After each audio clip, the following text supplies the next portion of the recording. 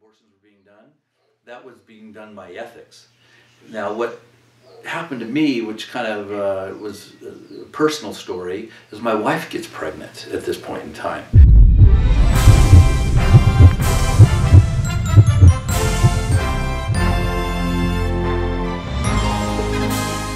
Please discuss with our viewers the forced abortions at Flag Land Base. Okay. How many were there? Well, there was, imagine a van with 12, I guess, seats in them, that kind of thing, and there was 2 vans. So, trying to recall back then, there was 2 vans going twice a week for months. So, was it full? I don't know, but there was 2 vans, so obviously one of them was full, otherwise it would take 1 van. So, and they would go to different locations. One van went this way, one van went that way. So the church scattered the abortions around so that the local public wouldn't know how many women. But it's safe to say it was probably in the hundreds of forced abortions? Oh yeah. And that was really odd, you know. I was asked, why didn't you just have birth control, you know? And I'm thinking to myself, that was a good question. Why don't we just do that? You know, why didn't they have birth control? I don't know. I mean, it was just like the law came out saying, thou shalt not have kids. And, you know, any good Sea Org member wouldn't. And, you know, I was practicing the rhythm method, I guess. And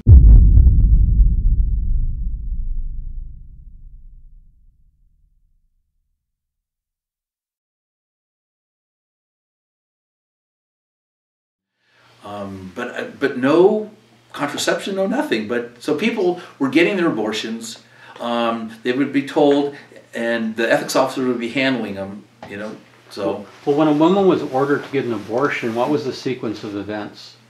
Well, from what I remember, they would go to their ethics officer, and they would, or they went to them when they found out, and they would say, okay, just like mine did to me. It says, all right, your wife's got to get on that bus, you know, and get that abortion.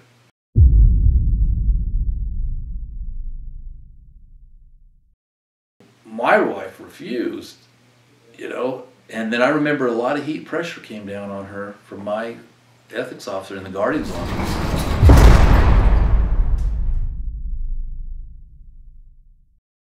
But for the women who consented to, because they didn't want to lose their husbands, normally, this was a form of emotional blackmail. You'll lose your husband, you'll be declared if you don't get an abortion. They would get a taxpayer-funded abortion. After a female Sea Org member had a forced abortion, did she immediately go back on post? Oh yeah, I don't know, like a day off to heal, I guess, and then they'd be right back on post. Organization did not want to pay for babies. It cost money for child care. It took time off post, and that was a major drawback.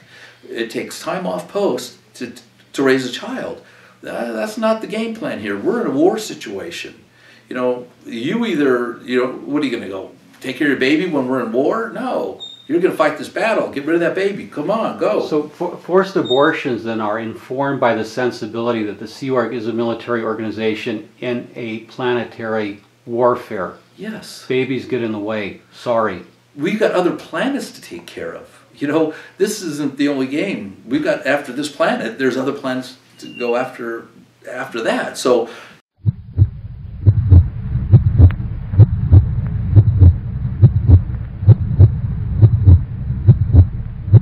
and then she went on to, it was called Over the Rainbow, which meaning went to work at an undisclosed location where maybe Hubbard was, kind of thing. And I wasn't even allowed to know where that was. But it's in Hemet, by the way. With a lot of buildings and a lot of square footage. We have 500 acres of grounds here that are absolutely stunning. Originally, before we bought it, this used to be a resort. In fact, it was called Gilman Hot Springs. We purchased it in 1978 and we built it into this, you know, spectacular studio. There's over 100 different buildings here, be it the studios or the music studios or the apartments. What happened was, we had a baby, and my wife wanted to be with her child. And anyway, she was at Over the Rainbow, which was Hemet, and then she wanted to come back, and wouldn't let her.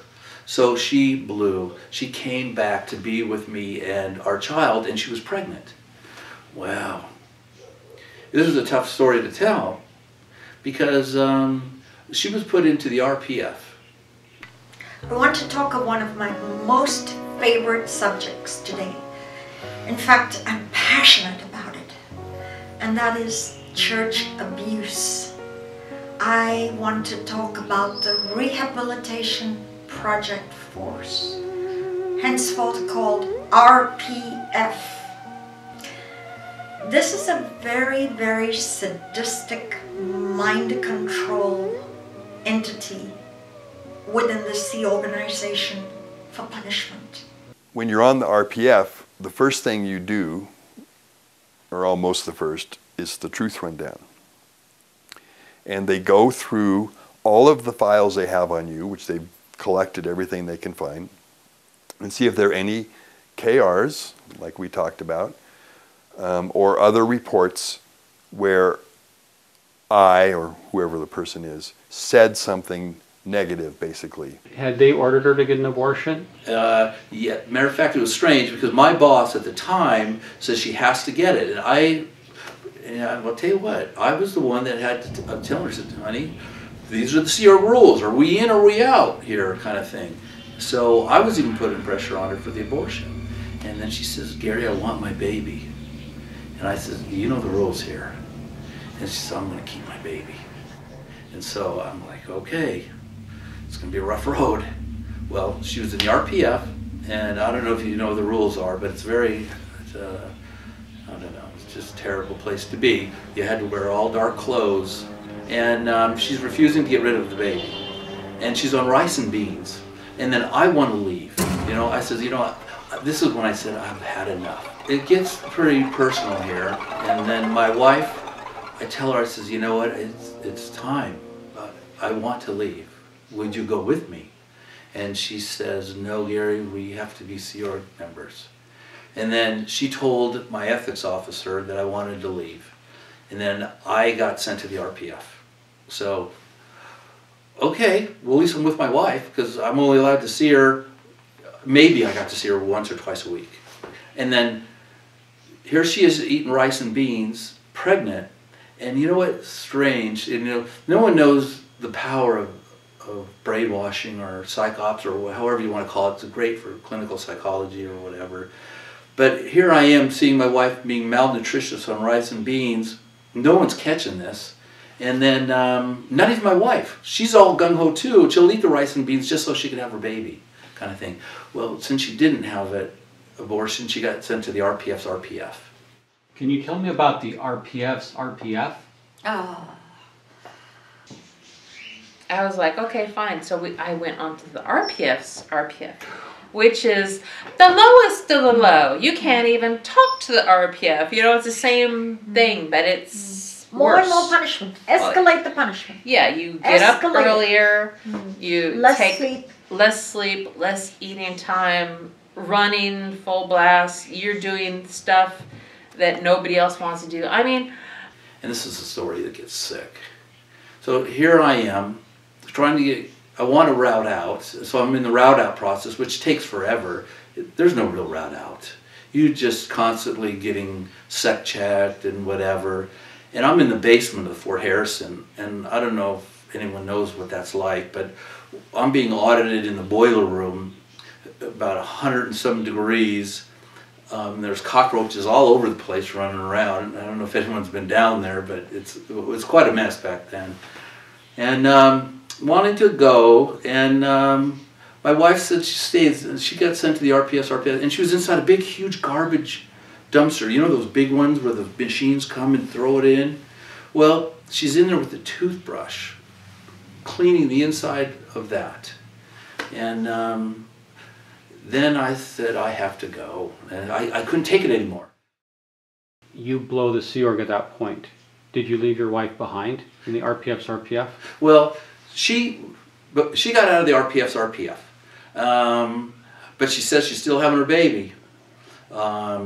So we were in the RPF at the same time.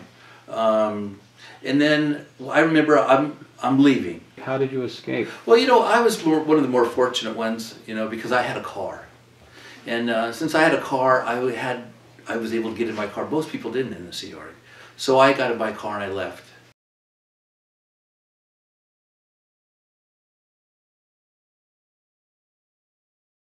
This isn't the only game. We've got, after this planet, there's other planets to go after that. So it's not child's play. Therefore, it is, as Mr. Hubbard said, Scientology is a deadly serious activity. It's a deadly serious activity. And if you don't have that mindset, you're not going to make it.